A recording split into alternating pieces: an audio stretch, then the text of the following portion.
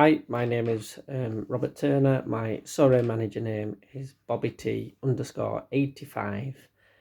Today I want to do a quick video just for managers who are just been on the platform a short time, have a few cards, and you know, what should you be doing on Sorare? It's probably going to be a little bit different to other people's videos because I want to really focus in on securing your account, setting prices, and a load of other stuff that might come in helpful on, whilst building your roster, whilst playing so rare, whilst making money, or, all the stuff that hopefully will come in really helpful for you, and hopefully you will action after seeing this video. If I go through a good point and really don't get into it because it's only a quick video, just drop a message and say, can you make another video on, I don't know, captains, or how to secure your account more, or anything like that. I mean, obviously I've got a good point on valuing players, but I haven't really done any maths in it, so I'm just probably going to talk it. But if you want me to go through that in more detail, then I'd like to do a video. I mean, obviously I don't get many followers, and I'm not fancy in any way. I don't have like great backgrounds or great videos, and I'm probably a bit jittery when I'm talking. So I mean, obviously I'd like you to watch the video because hopefully I've got some useful stuff. But obviously I'm not a top YouTuber or anything like that, and I don't really intend to be. I just want to try and help a few people on Sorare, and obviously talk about Sorare because I really enjoy it. But anyway, let's get started. So first thing I want to talk about, and it's probably the most important thing, after you've bought a few players, you really need to secure your account because scammers do exist on Sorare. They do exist on Discord. People are going to try and hack your passwords. I mean, obviously, they can. If someone can hack your password and get into your account and sell your cards, you're liable. This is one thing we saw. They say once you own your card, it's you need to protect them. So obviously, firstly, your password. Yeah, have a good password. The other thing that I've done, I mean, there's other ways you can secure your account. You'll need to look into it. Obviously, I can make a video and look at the other alternatives, but I use something called Google authorization. So basically, maybe back 5 months ago, loads of accounts were getting hacked. People were losing the cards, and obviously, it's so rare. They're not going to do much about it. They're just going to point you maybe to like Google authorization. So I just get this downloaded, put it on your Sorare account. It is a bit annoying when you log in. It comes up with this security code. It's a 6-digit. You have to open up Google authorizations. It changes every minute, so you've got to remember your 6-digit code and put it in. But like my roster's now getting up to 20 grand. If someone got into that and stole it all, I'd be in tears, maybe. But I'd definitely be really good. So, I definitely, if you learn anything from this video, this is the first thing you should do, is protect your account 100%. At the end of the day, Sorare are not going to get you your cards back. They're not going to give you Ethereum to go buy other cards. This is your responsibility, as it is, just like you'd protect any of your assets at home with security. You've got to do it definitely online with everything as well. Not just this. You should be protecting a lot of your bank details and everything like that. But obviously, with this, I would definitely try and put some security in place. Next thing, still on the subject of scammers, if you've got like a problem with withdrawing or anything like that, and you put it on Discord, if someone sends you a message, a direct message, pretending to be some online help, ignore it. In fact, I would not click one link on Discord. I'm not being mean. I know people list the cards, but I'm very dubious. I'll try and find the manager's name, look at the cards by searching it on Sorare. I just don't want to click something, because if someone said, "Oh, you've won £1 million," and sent you a message, would you click that link? No. This is the same with stuff like that. If you're clicking links, you're at a higher risk of of anything. You don't know what you're clicking at the end of the day. So, just be careful, especially even on Discord, Twitter, whatever. I don't know. I don't really know, but people put in links.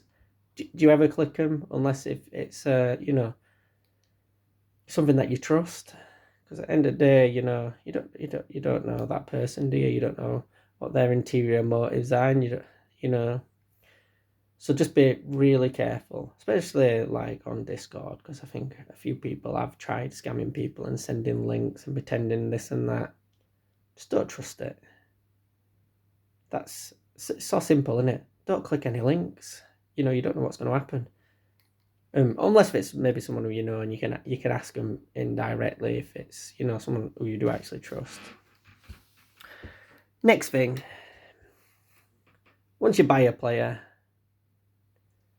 set a minimum price. It's so simple. Every month I go through all my players and set minimum prices. Other day I had a limited keeper that I paid maybe 180 quid for. Someone sent me a 69p offer. I don't even want to click reject because, I've done it before where someone sent me a low ball offer in the past, and one time I've accidentally accepted it. And it wasn't even that bad. It wasn't bad to kick off. It was less than what I'd bought it for by maybe 20 quid. And I was like, oh, for God's sake, I was supposed to click reject for whatever reason. I didn't. Now, if someone comes in with a really low ball, I reject. But now I always set minimum prices. It's such an easy tool. You can go through them each month. I mean, obviously, if you've got like 500 cards, it might be a pain in the bum. But, at the end of the day, you're protecting, again, your cards, aren't you? Making a mistake, you're protecting your money. It's such a simple thing to do. It stops these crappy low ball offers that you've got no interest in. Obviously, people can still swap cards for your cards, so you've still got to be careful on that. But money-wise, you don't want to be taking next to nothing for one of your cards that cost, end of the day, even if it's £20 less than you want to accept it, you don't want to lose even that 20 quid, do you? So set your minimums. Make sure you're not getting these really terrible offers that keep coming in. Such an easy thing. Do it once a month like me, or as soon as you buy a card, set a minimum. So easy. Or you win a card. If you win a card, set a minimum. You don't want to lose it for nothing, do you? This is probably one of the things that I mostly want to talk about. More like an exciting thing. But valuing players. I mean, I could do a huge video on this.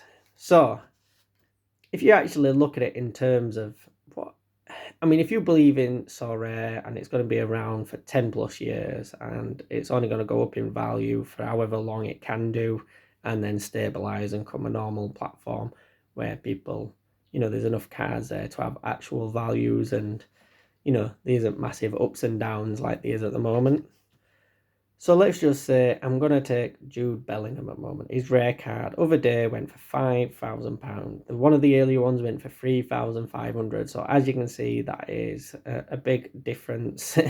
Even in a short space of time, it's gone up 40% in. And there's only a few cards on the market. So, but let's take the high price, £5,000. Wow. So he is 18, 19. So I'm going to assume that is, if this platform goes for 10 plus years, I think he's going to have, let's just say, 10 good full seasons. So I'm assuming he's going to be 10 years. I'm going to get that utility out of that card. If I don't sell it or whatever, I'm just looking at in not the final price, but 10 good years out of this. So thinking about it, is likely to be international, is likely to be in Champions League or Europe. He is going to get injuries, suspensions, and etc. for his career. But if he has a good bill of health and if fulfills the potential, I think he will. And this is obviously just your opinion, but my opinion is that he is more the real deal. Obviously, it could be a Jack Wilshere, a Dele Alli, or any other top player who just seemed to get injured. Or even if you look at Micah Richards, imagine what would he have been just on the platform now? And obviously his career didn't take off. But personally, I think Jude Bellingham will. But obviously could easily slip down a career that doesn't fulfill much of his potential. But anyway, this is the point. So I'm going to assume over the next 10 years, he is going to play 40 games on average a season. So I think he's going to play 400 games in the next 10 years. So paying 5,000 for that card. So you're gonna, I believe I'm gonna get 400 games out of him, with him probably averaging, I'm hoping, around late 50s. I mean, it's difficult to say. He might move to Man United and not tear it up, or he might get a cruciate ligament, and but let's just say I've sort of tried to budget in a few less games and obviously shorten his career down to 10 years. So I think he's gonna be good for 400 games. So what is this cost per game? So obviously, if it were £10, it's just over £12. So £10 is 4,000, £12 is 4,800. So it's just over £12 a game. So every time of them four, I'm assuming 400 games. Every time it's going to cost me to build a team with Bellingham in, it's going to cost me £12 a game. So this is how I look at valuing my players. Obviously, if a player is like, let's have a look at Messi. I think one of his cards sold for 10,000 of a day. Some have sold for 20,000. Let's take the middle price of 15,000. How long do I think Messi will be playing? So I think he's going to play the rest of the season with PSG, next season with PSG, and then he's going to move maybe to MLS because he's moaned about Argentina pitches. So he's probably going to have 4 more seasons. He's starting to get a few more injuries. He's still a 75 plus player, but let's have a look at it. So if I think he's going to play 35 games a season, that's 140 games. The 15,000, obviously, £100 a game would be 14,000. So you're looking at like £107, £108 a game to put him in. Obviously, he's a high scorer. He's probably going to be a captain if he's playing. But that's how much you're looking. So I'm looking at Jude Bellingham right now at the high price of 5,000. just over £12 a game to buy a Messi. Obviously, I know there's an end of value, £100 plus a game. It's a lot of money. So when I'm probably looking, I probably will for SO5 wise, I would not be buying a Messi. Just putting it out there, but obviously I'd love a Messi. If I won one, I'd keep it because I think that if it did take off, the valuation of the first season card might be worth more. But again, you're just guessing on these sort of stuff. But anyway, you can look at other things. You can look at other players and value them like this. So obviously, if you're getting a 32 or 33-year-old striker, you might only be getting 40 games out of him. So if you're paying even just £200 for it, you just put that into value, and £200 isn't that much. It's £5 a game. If it's a high score and you're paying £5 a game, would you buy him for 1 week or 2 weeks for £10? Probably would. So you just got a budget for that. Obviously, if you get a bad injury, it might be the end of them, and obviously probably going to be no value at the end of these £200 strikers in Asia / Liga MX / MLS. But work it out like that. That's what I'd say. So as long as you're committed to that player, or you're thinking he's going to be good for 1 season, value it like that, and then whatever you get at end is, just a return on the investment, isn't it? And you're buying him just for the SO5 wise.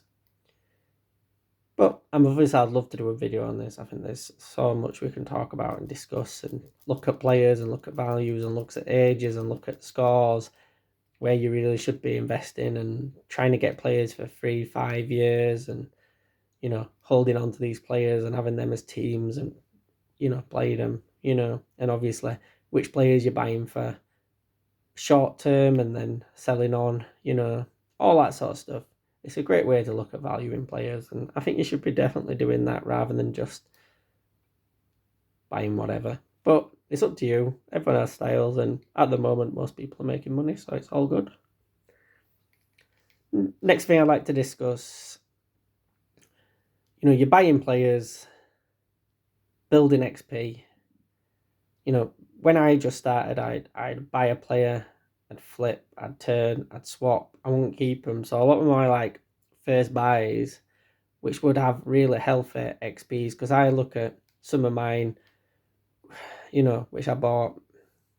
I mean, I only really started buying players at the start of February, but even I did buy a lot, and more or less all of them have disappeared. And obviously, over a few extra months, I've had so many players. I've swapped them. I just kept switching. I was very quick to get rid of someone. Sometimes, I mean, a lot of regrets, a lot of probably. I mean, obviously, I can't really regret much, because now,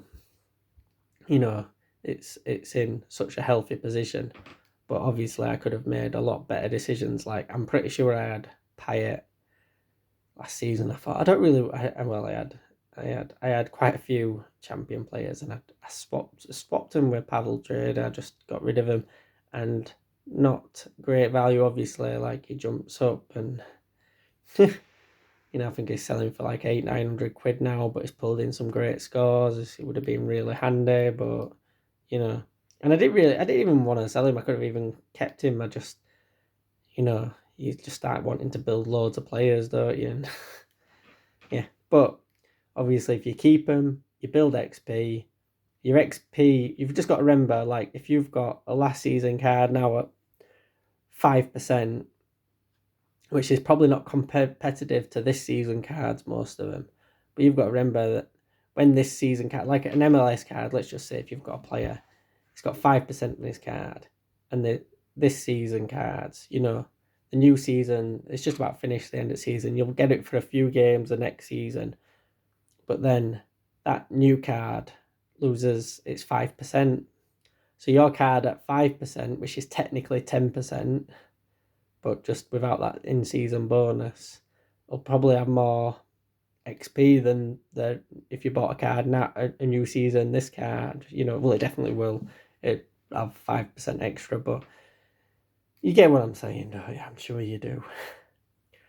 But building XP players or XP on players and not selling them, just sticking with them. I think if it's a player who scores on average in the last 40, above 50, I don't know why you'd want to sell him anyway, even if he's out of form. Just keep building his XP, just keep him there. You've bought him for a reason. He's going to be useful. He's going to pull in some big scores, because you don't get above 50 in it. Obviously, if it's just an ETH churning team, you might just want to keep upgrading these sort of players, and there's no problem with that. But if you're buying a young player with prospects, don't just get rid of them as soon as they break into team. Just stick with them, build up the XP. If they go on and have a strong career, you've got a brilliant player with 10 maxed out in 3 years, haven't you? Next thing is picking a captain. This is just down to your opinion.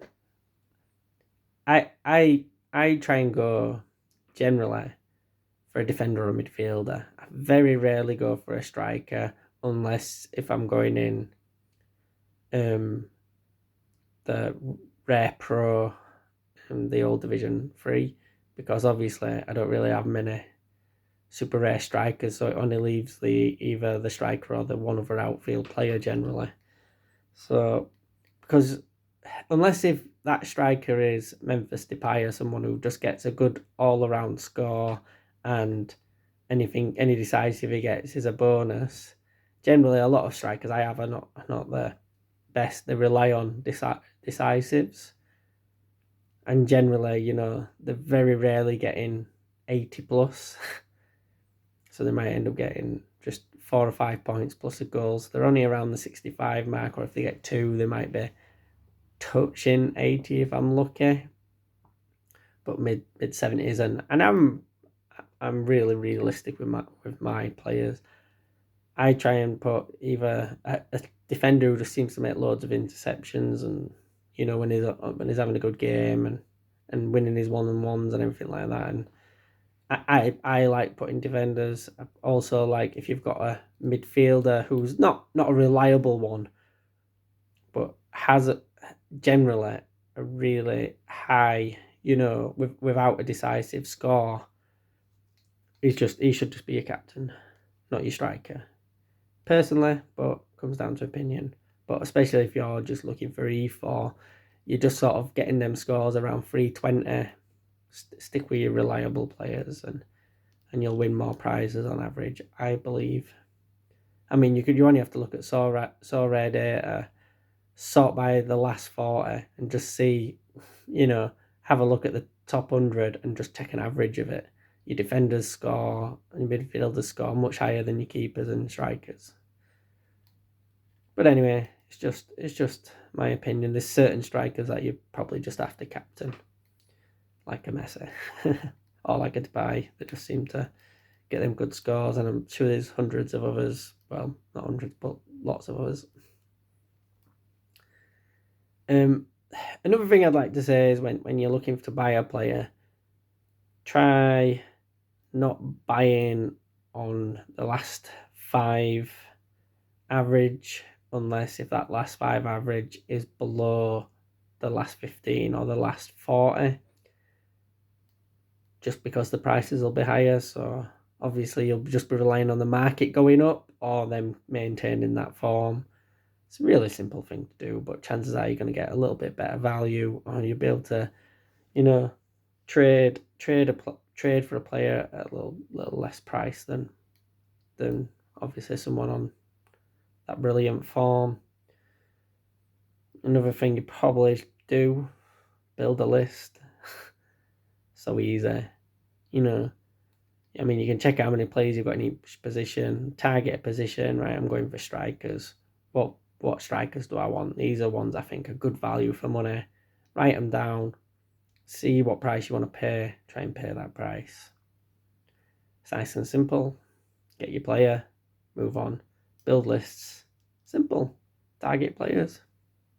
Try and get it when there's a few on the market as well, if possible.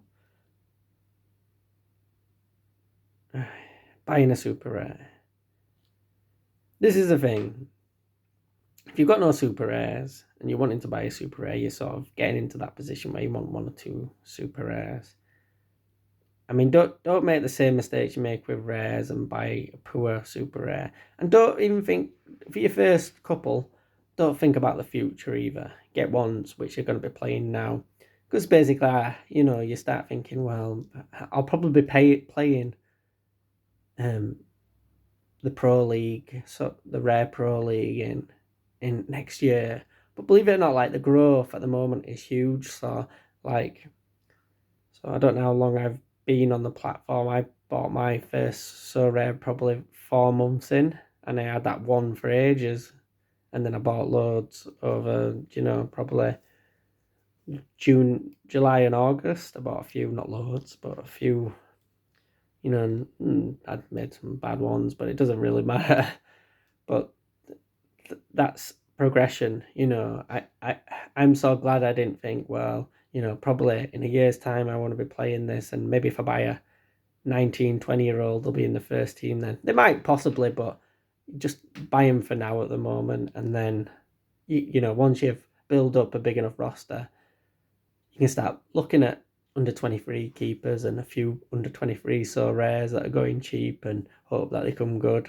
Obviously, do your research, get your football manager stats out and work out who's got the highest potential, or however you want to do it. Finally, this is probably going to be my last thing. And it's not even it's not a big thing, but don't get obsessed about looking at your Sorare data price of your roster, unless if you're thinking about selling it. It really does mean nothing till you sell it. I'm going to keep it very quick on this point, but don't get obsessed by certain stuff. Just do everything calmly. You don't have to buy a team for next week or the week after. you can pick up players slowly and build it. And if you're in a position where you're winning cars, just take your time, let it build naturally, you know. And it's only if you're looking to sell or whatever, but it's just my opinion.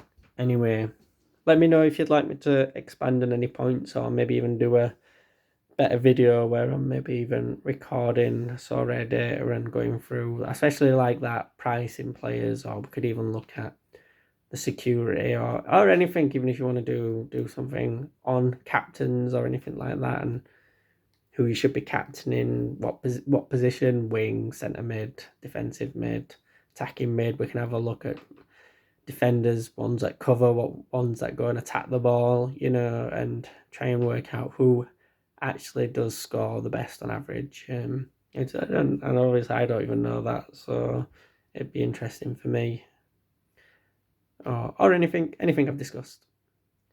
I'd like you to like the video if you did like it, but no pressure.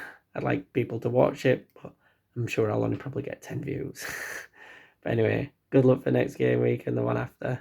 And message me and I'll do my best to reply. Thanks. Bye.